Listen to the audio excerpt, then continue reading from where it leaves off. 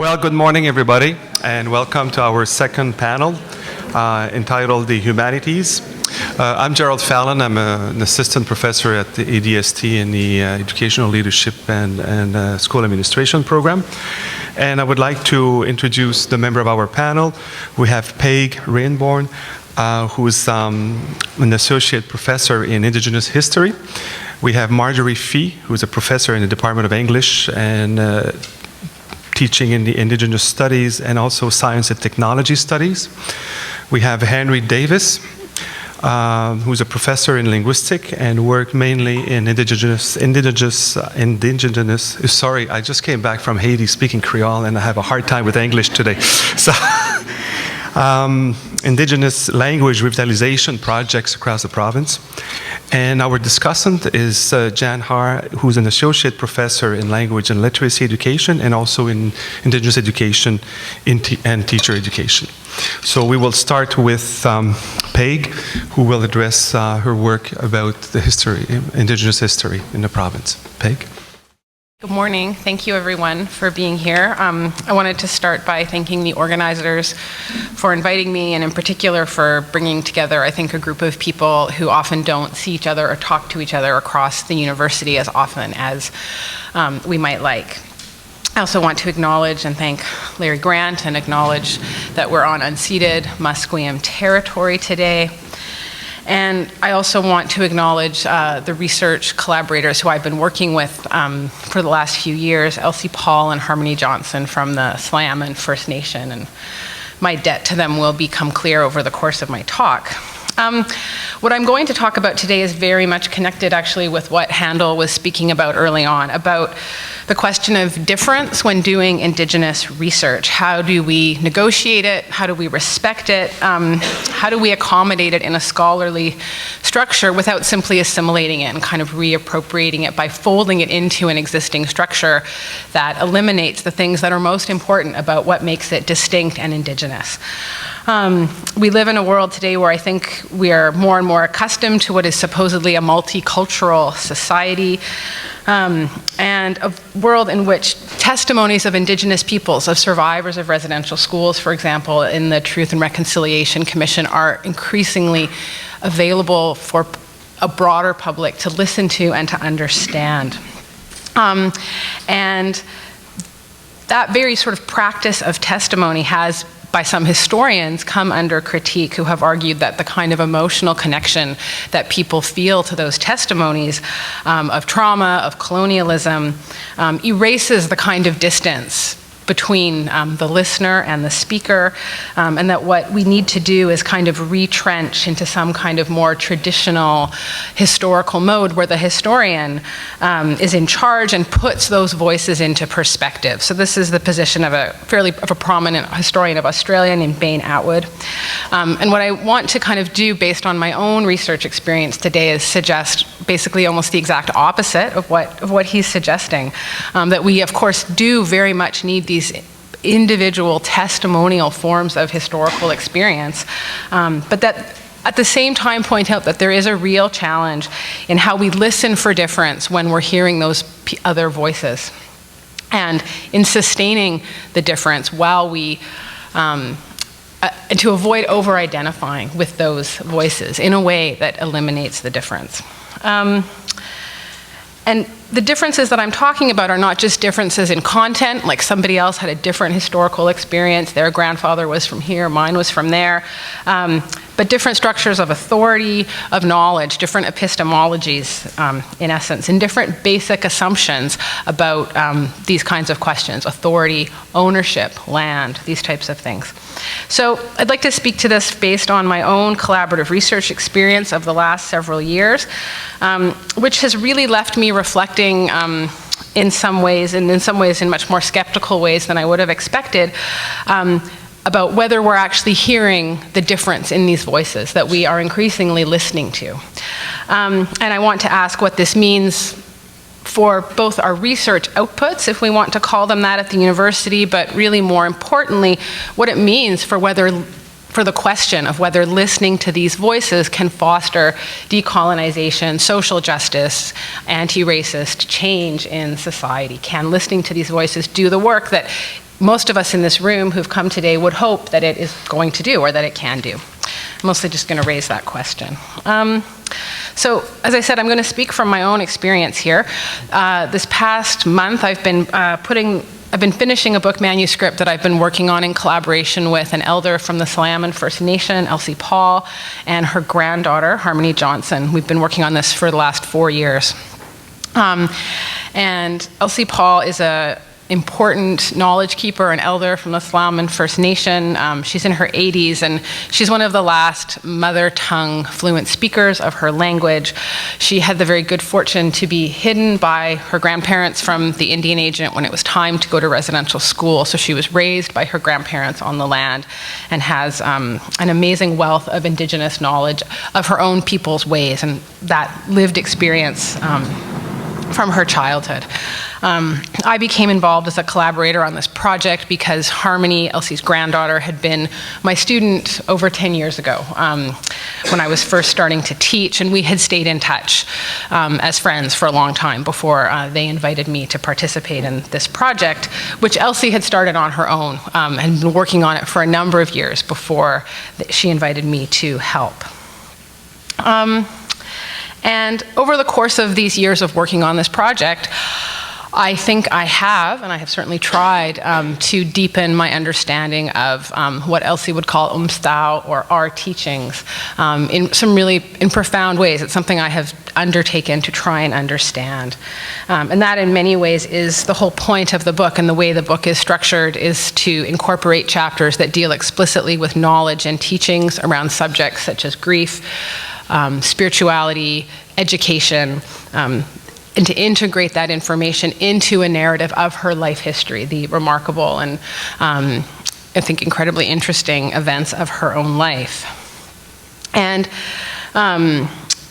in working on this project, I've been thinking about this topic of listening and hearing for quite some time. And when I wrote the introduction to the book last summer, I wrote a very lengthy essay about what I called transformational listening. And I was sort of advocating to future readers of the text that they approach the book in an open-ended and ongoing fashion, in a way of listening not to acquire the information in a single kind of shot, but to really be reading the book in a dialogical way that involved self-inquiry, and that also where they remained open to new meanings in the text over time.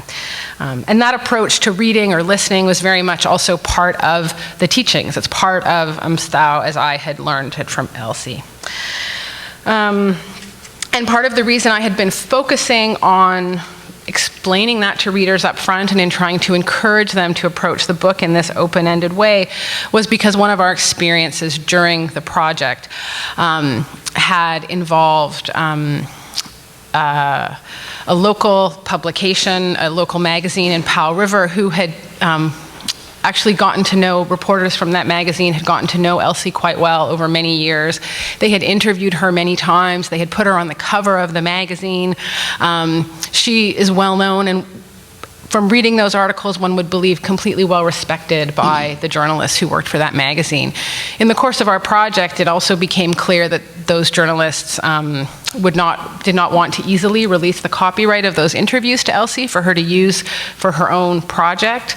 And a couple of years ago, there was the 100th anniversary of Powell River. Speaking of anniversaries that Larry was mentioning, in 2010, it was the 100th anniversary of Powell River, and this magazine did an entire issue devoted to that anniversary. Not a single article, including by the journalists who knew Elsie so well, mentioned Tla'amin people, mentioned the village that had been displaced for the construction of the town site. And so again, there were these very people who had been listening to Elsie and to other Tla'amin people for many years, publishing favorable articles about them in the magazine. But when it came time to write something about their town's history, they had absolutely nothing to say about Tla'amin people. And in fact, they reproduced what I would have thought was a 19th century narrative about an empty wilderness and how brave the wife of the doctor must have been to come to this empty place with no other women anywhere around and to settle the wilderness. So these are not people who never talked to an Indigenous person. They had been listening, but they hadn't been hearing. And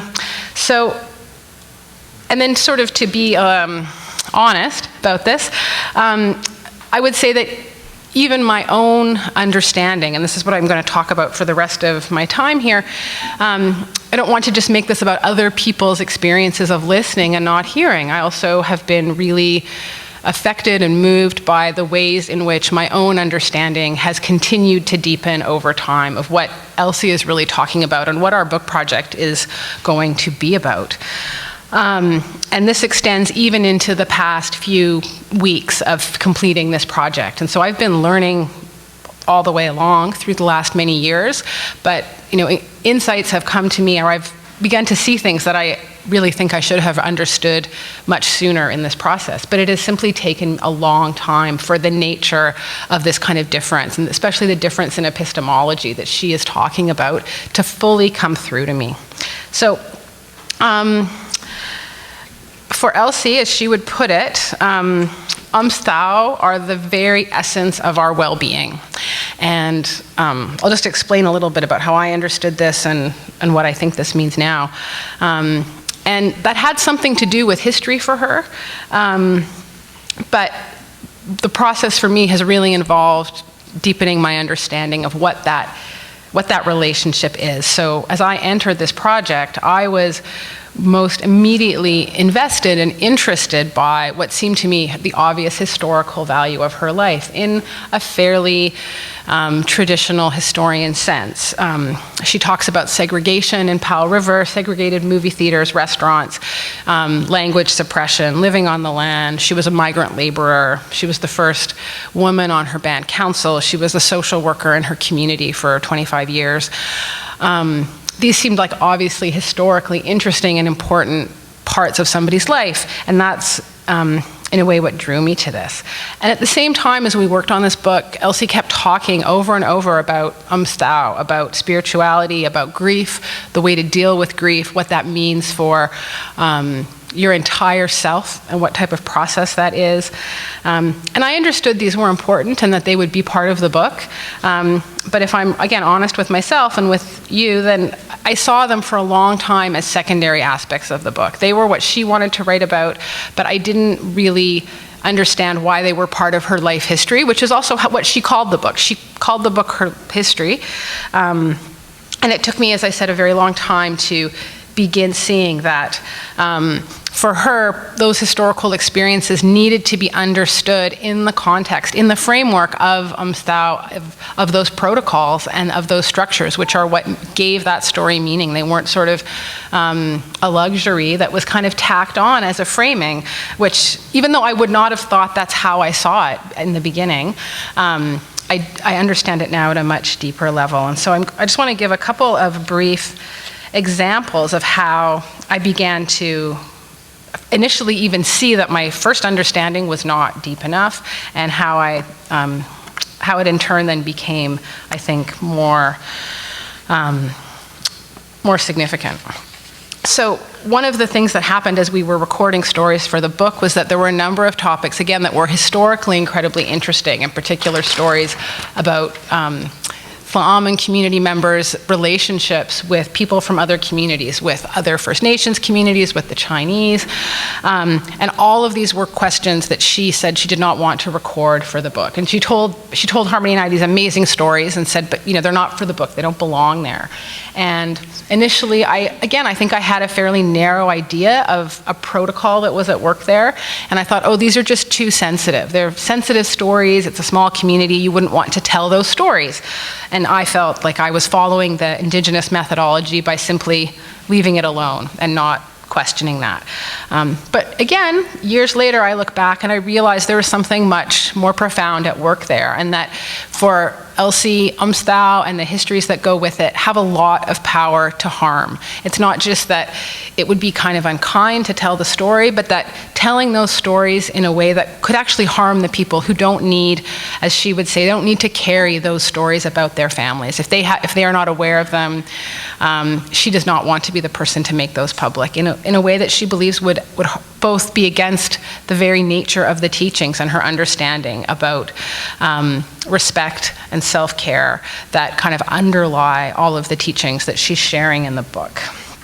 And I guess the second point I guess I would raise in terms of how my own understanding was deepened in this process has really to do with disciplinary boundaries. I was embarrassed with myself when I came to finishing the final draft of this introduction to the book to realize I had relied far too much on non-Indigenous scholars, even though I have all these books by Indigenous scholars on my shelves. I had read them before, and the book had been through peer reviewers, and nobody had pointed this out to me. And so when I noticed it, I went back to many of these books, including Joanne Archibald's book. I wanted to acknowledge really that as a really important work here for me. And it wasn't that it was new to me, but I hadn't, again, made the connection between like the history I was doing and this really impressive volume of literature about teachings by Indigenous scholars. And the disciplinary blinders, I think, are really are shocking to me, even though I believed I was engaged in a kind of a self-critical process. And when I began going back to that literature about Indigenous methodology and teaching, I thought, oh, our entire book is about exactly this thing. And Elsie didn't need to have read any of that literature to be completely in tune with it. So, just in conclusion, the 2 points I guess I wanted to raise were, one, to kind of really point out and emphasize that one of the things this shows me is the importance of a collaborative approach that runs through every aspect of the work, from, what people maybe used to call collecting data, but I think do not anymore, right through to the final stages of writing and editing. All of our work was collaborative through every adjustment to the text all the way through. And if that had not been the case, I'm pretty confident that my kind of disciplinary boundaries would have derailed the project a long time ago, because it took a long time for the underlying nature and the different kind of epistemology to get through to me. And if we hadn't been consulting all the way, there were many things we did that in retrospect I didn't quite understand, that I was happy to follow Elsie's lead in this. And had I not been doing that, we wouldn't have the final product that we have now. And finally, I guess the thing I would hope to discuss, because it's something that this work has left me asking, is the question I raised at the end, is that if for somebody who is academically trained, who is interested in participating in a serious way in kind of self-critical reflection, if it takes me this long to achieve kind of deeper understandings, and if the deepening of understandings continues in such a profound way, what does that mean for how we convey testimonial voices in public forums? How do we promote using those voices towards decolonization and social justice, and kind of discourage the more sort of superficial approaches to listening that people may not even be aware of are as surface forms of listening? Thank you. Thank you for that introduction, and of course, as always, I thank the Musqueam people for their hospitality. I'd also like to thank the organizers for inviting me. I apologize for reading. It is a tradition in my discipline. Also, I'm terrible at keeping to the time if I start extemporizing. I'm going to divide this talk into two. First is how I got here and what I'm doing now. And the second, so I call this half the dangers of the moral high ground. And the second half, I'm going to call decolonizing Canadian literature. So once upon a time, long ago and far away, I helped organize a conference at my small liberal arts college, Glendon College, in Toronto. That year, 1968, I was 21 and just starting second year. Harold Cardinal, the speaker, was 23 and the elected leader of the Indian Association of Alberta. He and many other Indigenous activists were mustering support against the Liberal White Paper. I also met Tony Antoine, a representative of the Native Alliance for Red Power. Tellingly, I wore a mini dress and little ballet flats. Cardinal was in beaded buckskin, and Antoine sported a red beret. During his speech, Antoine tore up the Indian Act on stage and demanded his land back. Chatting to him nervously after the event, I asked him where his land was. Vancouver, he said. Inanely, I replied, I don't think they're going to give you that land back. Not with all the buildings. And he said, we don't want the buildings. Okay. Despite my near total ignorance, I joined a protest march outside the King Edward Hotel. Apparently, an important meeting was going on inside.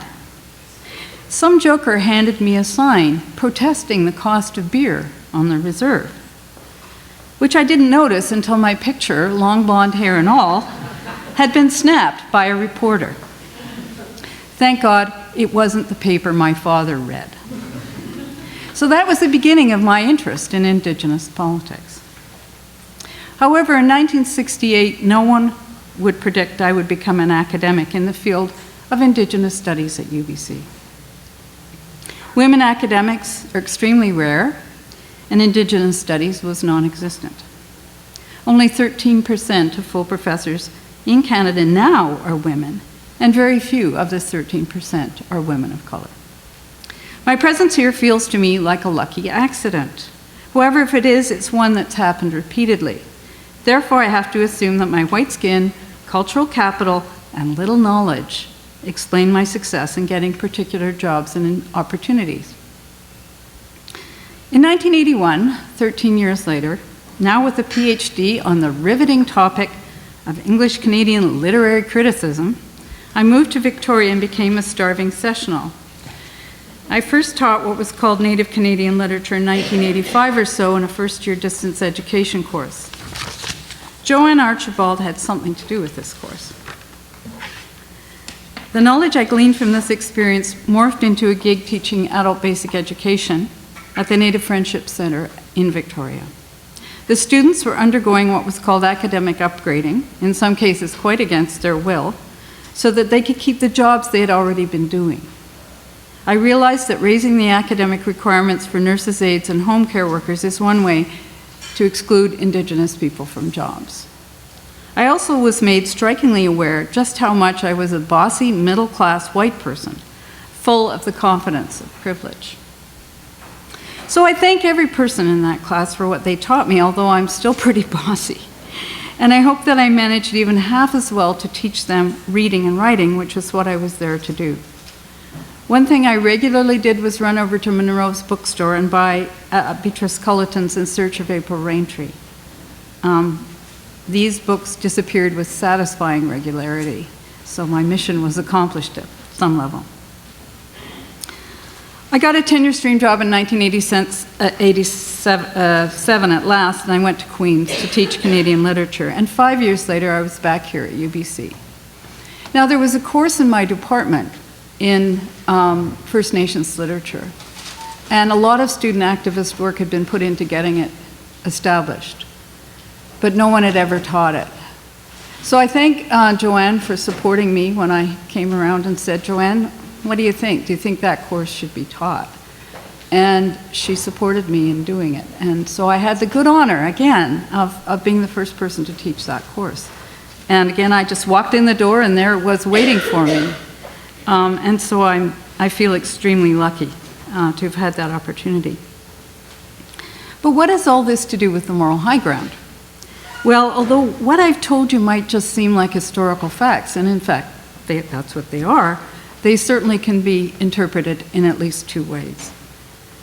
And interpreting things is just what we do in English. One view sees me as climbing the moral high ground by working for social justice, as helping Indigenous students get an education that meets their needs and interests. Others, often those very students, definitely saw me as hogging a place that should have gone to an Indigenous person. In fact, some of them even said so in class while I was standing there at the front. And it's sort of like, don't turn my words against me. You know, don't turn my teachings back against me. But of course they were right. I was there purely because I sort of was in the right place at the right time, with some of the, very few, but enough of the right credentials. So, you know, it's a huge issue of how to manage that situation. I think all of us worry about our privilege and how to express it without sounding too groveling or self-flagellating. All of those things come up over and over again. So, you know, the idea of helping is irresistible, but when you think of all the people who thought they were helping, you know, Christian missionaries, people like that, you realize it's a very dangerous attitude to take. And I think the one thing that I did learn was if you help someone who you don't respect as having the ability to help you back, then you're turning them into your inferior. And that's a really, really dangerous move to make. So that helps. Another thing that I learned just last year from teaching a second-year course in Indigenous Studies is sort of people go through phases of learning that we have to respect and we have to help them get through, I think. So I had two students who I think were still sort of getting through some things that we have to get through. So having just discovered the genocidal havoc that colonization has wreaked on Indigenous people, they were rightly shocked, but they're still stuck in the phrase of just repeating how awful it is and continues to be. They had learned a little bit. Now, unlike most Canadians, they are not only aware of the problem, but also on the right side, the anti-racist side of it. So they've moved to the moral high ground. So they gained something. You know, they haven't actually lost anything yet. They haven't figured out the other side of the picture. I mean, they're still privileged in their learning. And it's very hard to tell people like that, well, what are you going to do about it? You know, what now? Yeah, it is awful.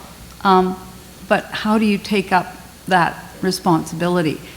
So they'll get there. I mean, these were second-year students, just the way I was when I met Harold Cardinal, who was so many light years ahead of me. It takes time for people to incorporate some of the horror show that was our history into their daily lives and thinking. It's just hard. And so I hope these students will grow out of it and that they will keep the sympathy, but start thinking, okay, now what? How do we do it? How do we change things? I mean, the alternatives are not always better. People get cynical, for instance. They think nothing can be done. You know, there are lots of responses that don't get anywhere. So one of my students this year, when we got on to genocide, had a brilliant response. We were discussing the 1948 UN Convention on the Prevention and Punishment of the Crime of Genocide, which makes it clear that forcing Aboriginal children into residential schools against the will of their parents is genocide. Canada signed on to this convention in 1951, and the last residential school closed in 1996. You know, what were people thinking? Well, they were thinking it wasn't genocide. And that's exactly what this student said. He said, well, people aren't going to assume this is genocide. They're going to say they had no part in it. They're going to say it happened without their knowledge, before they arrived even, and therefore we should just move on. Or they will argue it's too expensive a problem to fix. So, you know, if we don't just want to move on and we don't want to hog the jobs on the moral high ground, what do we do next?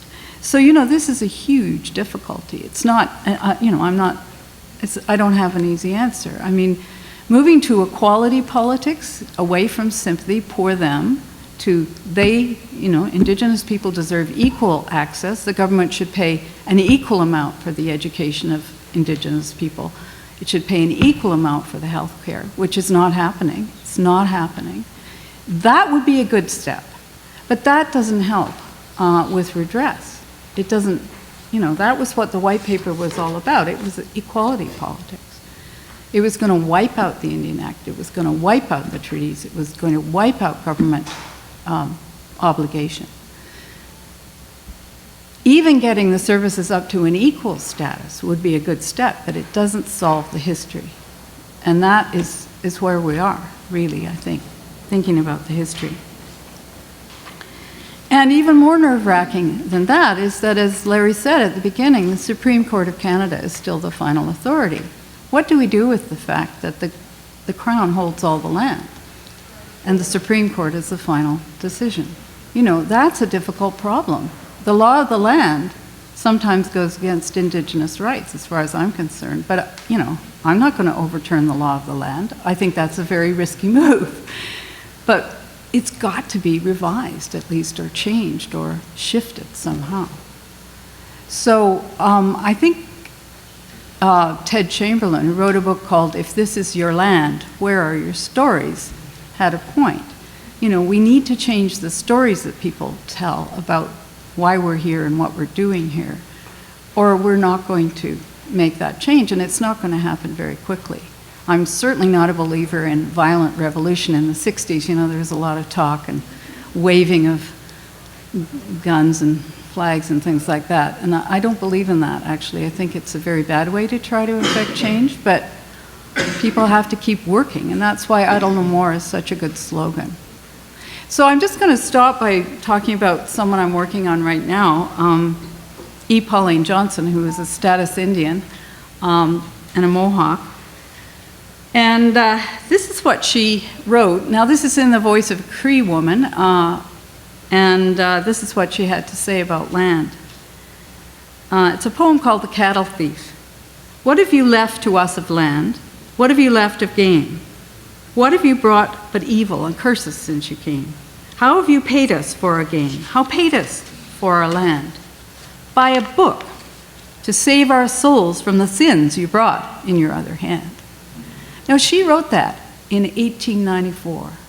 It was not put into a national anthology of Canadian literature until 2007. So decolonizing my discipline is going to take me, the rest of my career. Thank you.